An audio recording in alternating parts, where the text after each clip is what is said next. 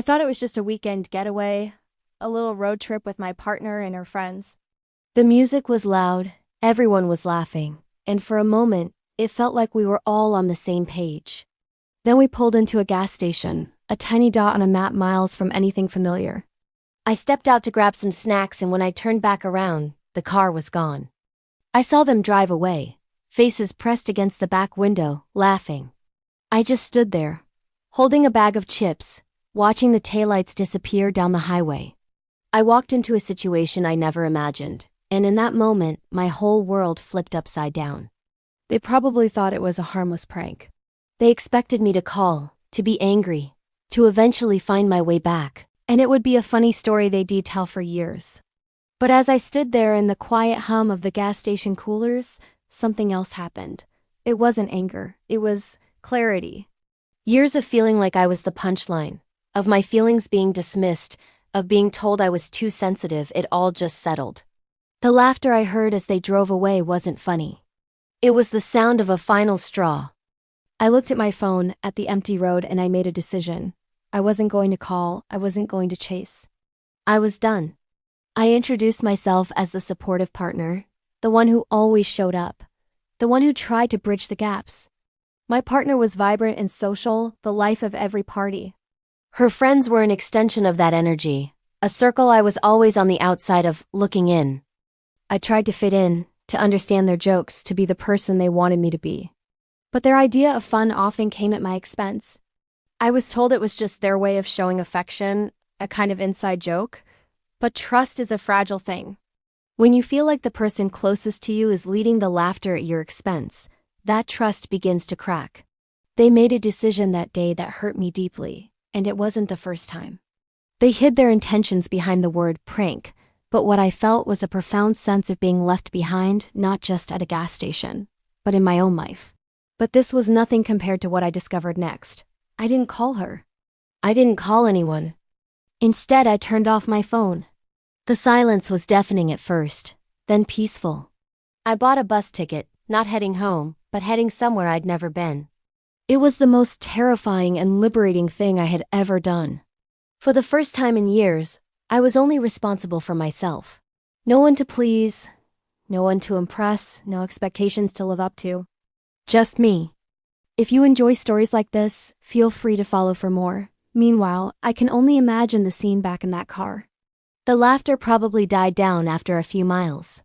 They'd expect my call. First annoyed, then frantic.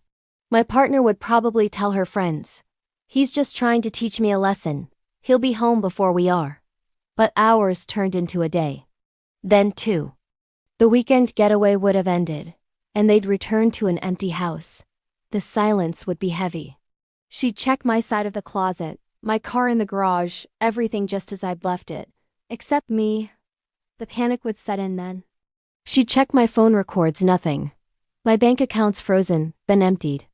My social media deleted. It was a digital disappearance. I had systematically and quietly erased myself from the life we had built. I later heard there were 107 missed calls from her. Each one went unanswered. She probably contacted my family, my friends, everyone. But I had made it clear to the few people I trusted that I was safe. But I needed to start over. I wasn't missing. I was gone. The game had ended, and the person she thought she knew had vanished. The joke wasn't funny anymore. It was a mirror showing her exactly what she had broken. I decided to outsmart them, not with revenge, but with reinvention. I found a small town where nobody knew my name. I got a simple job, rented a small apartment, and started rebuilding my life from the ground up. It wasn't glamorous. It was hard. There were lonely nights and moments of doubt. But with every sunrise, I felt a little stronger, a little more like myself. I started reading again, hiking, rediscovering hobbies I'd let go of. I wasn't the plus one anymore. I was just me. I planned a clever response to years of feeling small. I chose to grow. I took action that turned everything around, not by confronting them, but by focusing entirely on myself. My success wasn't about showing them what they'd lost. It was about showing myself what I could gain. Years passed, 5 to be exact. I had a new life, a new career, and a new sense of peace I never thought possible.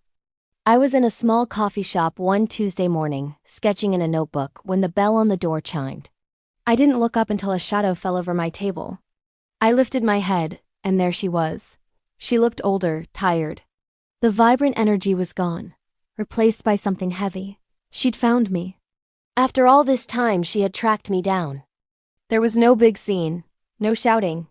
She just stood there, speechless. She saw me, but she didn't recognize the person I'd become. The man she left at a gas station was gone. In his place was someone calm, confident, and complete on his own. She started to speak, her voice trembling, talking about guilt, about regret, about how she didn't understand. I listened, but the words felt like they were about a movie I'd seen a long time ago. The story was over for me. I had already written my own ending. I simply told her, "I hope you find peace."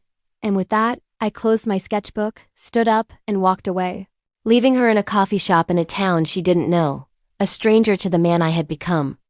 The ultimate prank wasn't leaving me behind. It was me learning to move forward. For more dramatic stories, follow this page.